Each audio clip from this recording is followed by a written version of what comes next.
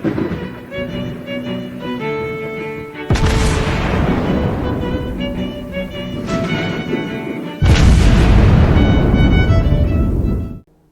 everyone and welcome back to Warships Blitz with Harry. I'm recording this video for the second time because the first time the audio was just so bad because I was still feeling very crabby, but I'm very much better now, so we're doing that again. And the topic of today's video is the post update 6.3 changes, specifically the nerfs that have been made to the Pan-Asian light cruiser line. And for that purpose, we're going to be looking at the Harbin at tier 8 and at the Jinan at tier 10. So what has Wargaming done? If you've missed it, well, the Pan-Asian light cruiser line or scout cruiser line really was a bit too powerful in the upper tiers, and they have quite significantly modified these ships. They have reduced the concealment. So they have increased the visibility of the ship. They have reduced the torpedo range, and both of them have had their ship skills adjusted.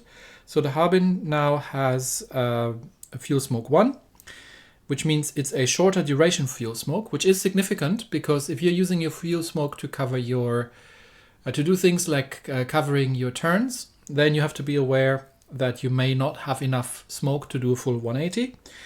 And on the Jinan, we have lost the Dev AA4, which means we've lost the range improvement on the small caliber AA, which means that the 3 kilometers small caliber AA that we have right now is all we're ever going to get.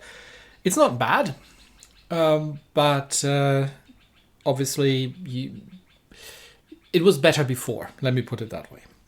So the big question, and during my initial review of the patch notes, I thought, you know what, I'm not sure if that's justified. I felt a little bit much, so I was very curious to see how these ships play now. So the Harbin, now, this is the exact same setup. I'm going to put the, where is it, here, the Seaborne Assault camo on. It's exactly the same setup of ships. I haven't touched them since I've been testing them. So it's the same build, same setup as before. The Harbin now has an 8.4 kilometer torpedo range and has a 7.2 kilometer surface detection, which means you have, well, round about a kilometer and a bit margin to stealth torpedo, which means you're probably not really going to stealth torpedo anymore in this thing. The Jinan has, and the reload on the main guns has been increased as well a little bit. The Jinan still has a 10.6 kilometer torpedo range and has a 7.7 kilometer surface detection. This is with historical camo and with the concealment module. So while it's not bad, it's by no means as excessive as it used to be. What does it mean in practice? Well, you've got to be a little bit more careful what you're doing with your positioning. These have always been high-risk, high-reward ships because they have no armor and no health. These things basically are large destroyers, or like I like to call them, scout cruisers. So these ships have always been very risky to play because it's very easy to just blow them straight out of the water. But it's gotten a little more difficult to play them. The big question is it still worth it? Because in terms of damage output, the only thing that's changed is the gun reload, and it wasn't a massive change. So, and it's always been about the torpedoes. So let's we'll have 2 games, one in the Harbin and one in the Jinan, and we'll see how they play after the 6.3 update. And we are beginning with a center control cage battle, and unfortunately there's a carrier in play on the enemy team. Implacable, Cross of Dorn, which is a Tirpitz or something. Amagi, Cherbourg, Takao, Mogador, and Akizuki. Akizuki is something that I'm actually keen to play again on my personal, because I have Kitakaze, but these two have, and the Haru as well, have gained defensive AA, so that's all good. Now, cap control generally isn't necessarily the forte of these things. Although they do have a very, very good concealment, so you can, especially if there's an island that you can hide behind, you can sort of make yourself useful in that regard. And I can couple my defensive AA with the Akizuki, which now is also having some chance of defending itself against the carrier. But for now, I'm just going to head over to the capture circle and get into it behind that island, because we're about to get spotted by the carrier. But we'll see how that ends up. And I think it's a noob carrier on our side. It's the Indomitable. So there is the Mogador. Now the Mogador is French, ergo very, very quick, which means we're probably not going to be able to hit it from here. But we have helped getting the fighters killed a little. And now it's time to get behind the island and make sure that that Takao doesn't do anything funky. And there come the dive bombers. And they have done very much nothing, or almost nothing, and we've managed to shoot some of it down. Still trying to keep the Mogador out of the way, but there are going to be torpedoes, and I have no idea what that is, but it's very colorful. Oh, it's a Titan, that's why it looks so funny. Yeah, Titan, there are going to be Mogador torpedoes in the way. Yep, there they come. That's why we're all backing behind the island. Well done. And we're trying to do something about the Mogador. Maybe armor piercing at this range. And yes, obviously the Mogador, being French, is relying on speed. Speed is armor, but he just got blapped by the friendly carrier with a lucky airstrike, and is now running relatively low on hit points. So even though I can't actually hit him, he's still buggering off. Which means I can try to make myself useful in terms of cap control, which isn't happening because my team is completely allergic to the capture circle. And we have just lost the Akizuki, which thought that he was going to get into a gunfight with a heavy cruiser, which didn't work out for him. So there's the enemy Akizuki, and the rest of my team is very much not interested in the capture circle. And we do get a fire on the Takao, and he is letting it burn, so do have to be careful with the Akizuki, but I'm doubtful that I can actually hit that thing reliably. Yeah, Titan is trying to do something here. It'd be nice if we could do something about the Sherbu, but the carrier is on the way, but follow-up on the Takao would have been a good one as well, but Sherbu does damage control the single fire, so we can now get a couple of shots out at the Sherbu. Our friendly Takao is already dead. And we now have the Cross of Dorn coming in from the other side as well. So in terms of cap control, the enemy team is definitely doing better here. The carrier is now frustrated enough to get into the capture circle, which means we actually have some chance of getting the capture circle under our control, but still have 0 points in this game. Now I am dropping all my torpedoes and I am trying to cover my turn, but as you can see, it's not fully working.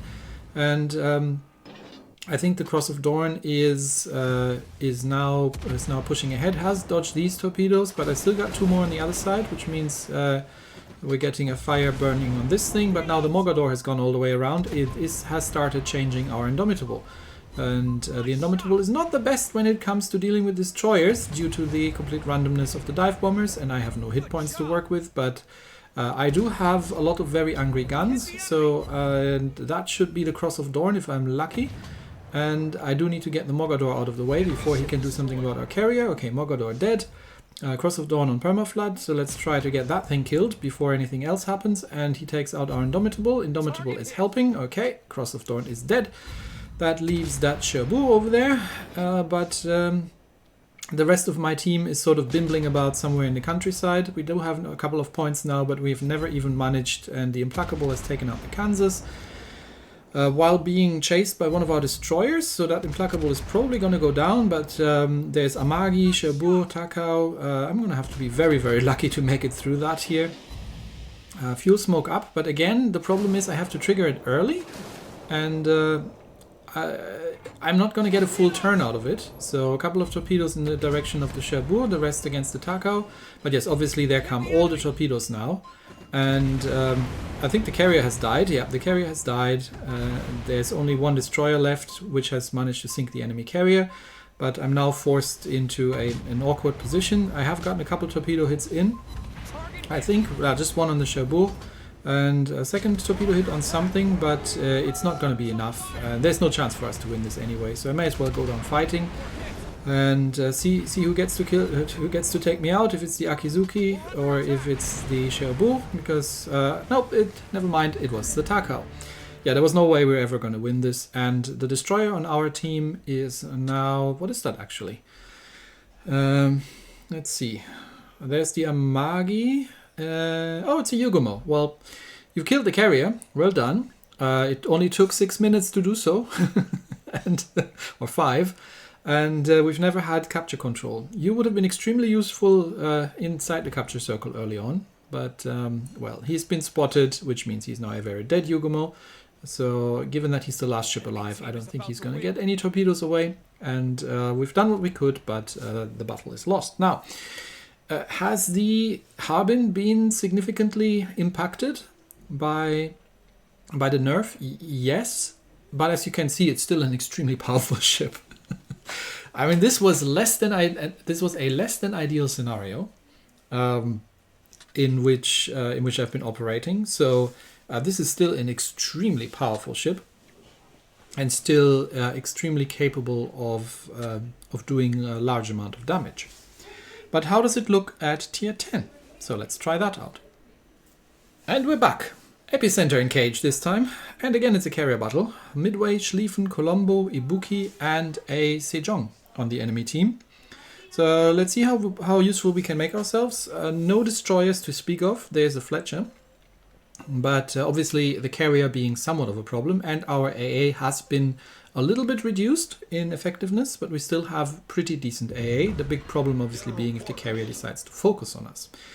So what can I do here? Well, I can give some AA support to the Shima if he decides to go cap, or if he wants to go the long way around, then I don't need to, but it looks like Shima is heading into the capture circle. And the carrier is going completely straight, so okay, that means the Shima should be reasonably safe unless he loops around, and then hopefully he spots me first and then doesn't go for the Shima. But Shima, that is a relatively dangerous angle you're taking there. There's probably something coming down the flank. Okay, I'm gonna go and make myself useful in terms of air defense if I can, and see if I can help out a bit. But it looks like the carrier goes farming on the bot. It's not necessarily a terrible tactic to get them out of the way early, but yeah, Shima has found the Sejong and is now running away while having dropped all the torpedoes in the general direction of the Sejong. So I'm gonna help out with that thing. I've got some torpedoes here that I can help with. It looks like the armor piercing is not quite effective against that thing. He's taken one. No, there we go. That's better. He's taken one Shima torp. Let's drop some more torpedoes in the general direction of this and see if we hit something back there. Because there's also a Cristoforo Colombo, and that is something that can one-shot me. So I very much do not want to be here. And let's get back to the high explosive. That's 2 torpedo hits on something. That's the bot Iowa. And we've set a fire somewhere. That was I think that was the Colombo that we've set a fire on. And I think the Sejong has taken 2 of my torpedoes. So we're going to get a couple more shots out of that thing, and then going to get ourselves out of the way. Unfortunately, the bot Iowa is going to completely negate my fuel smoke. But the Sejong is now on extremely low hit points, which means he's probably got torpedoes away. There come some torpedoes. And yes, that's a Cristoforo Colombo, so I'm gonna have to risk it. Yes, of course, the bot is negating my fuel smoke, but that's already why I'm going bow in towards the Colombo rather than doing the full turn, because I was spotted here for a bit, and the Colombo now has gone undetected in his own fuel smoke, and I just have to take that bot out and get out of here. Now that's that Colombo is looking at me, and I am slow at this point. If that thing is quick, I'm gonna need to get the full turn and get the heck out of here. Yep, that was the Colombo, and I got really lucky that I was already in the turn and he didn't get my full broadside. If he was reloaded when my fuel smoke expired there and I was turning around, that would not have gone well. So I have no idea what we just torpedoed there, but something has been torpedoed. Alright, what's it even looking like? Enemy team's holding the center cup, so let's see if we can make ourselves useful in that regard. Get behind the island, dodge the incoming air torpedoes, and then try to do some cupping here. If the Schlieffen comes around, I'll drop one torpedo in his direction. If he comes around, then that's okay. But it looks like he's going behind the island. So he is burning. He's not damage controlling the fire, but I'm not risking it. We're gonna get a fuel smoke up. It looks like he is going to engage my team on the other side, so I can get inside the center cup, make myself there useful. We're still behind on points, despite having a 2 kill advantage, just to the fact that the enemy team's been holding the center cup all this time. And yeah, it's a little noisy in the background. That's just my family having fun. Never mind that. And we've got another fire. There is the Sejong. So again, we've been playing with this guy before, but he's got carrier support. So let's see. I'm on half hit points, but I do have a heal coming off cooldown, and we can shoot down a couple of planes.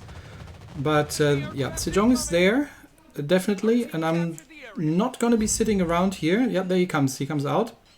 I was just waiting for the heal to get ready, and he fuel smokes, so he's gonna drop torpedoes. So I'm already in the turn, fuel smoke up, torpedoes away from my side, and that was actually a decent drop. So I'm gonna have to turn hard left, honestly, but I do want to get that Sejong dead. If I take a torpedo or two, I can take it. Yes, because I just had the heal coming off, and I do need to dodge the dive bombers, so I didn't actually have a choice going anywhere else.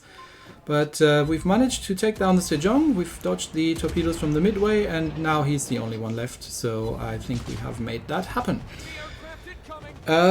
Again, this wasn't an ideal situation, and this wasn't an ideal situation for to play the ship in. I haven't had a chance to, you know, do the stealth thing and be undetected, but it is still an extremely powerful ship, and I would say the nerf was deserved. It makes it a little bit more risky to play, and that's a good thing. And at the end of the day, she's not as competent against carriers as she used to be, but I still managed to shoot 18 planes down. And that's also not the primary purpose of these ships. So I think all in all, they're in a good spot now. I think I'll still be greatly enjoying the grind of this line, and I think you can still get hilarious games in these ships.